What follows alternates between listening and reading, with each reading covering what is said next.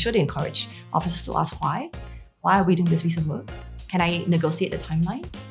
Or as I had done before, check with the boss to prioritize.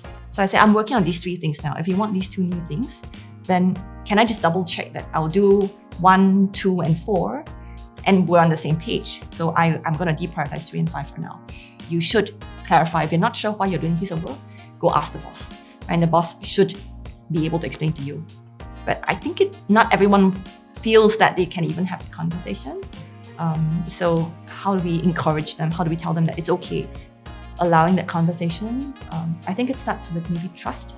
If you and your supervisor have a good trusting relationship, then you can have this conversation and the boss doesn't think you're slacking. Yeah, you're just trying to figure out, making sure we're on the same page. Especially in a big ministry like MOE, I think psychological safety is something that we look at quite carefully.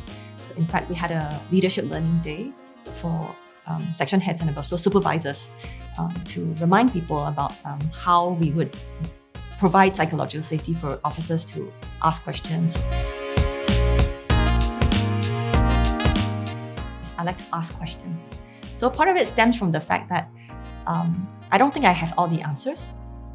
And if I only say things, I only give the answer, then I'm not learning anything new. But if I ask a question, chances are I'll find out something that I didn't know before. And that may actually shape my thinking about a certain issue. Or sometimes I go into a meeting and I'll actually say, I haven't quite decided yet. This is what I'm currently thinking, but I want to hear your views. So feel free to push back.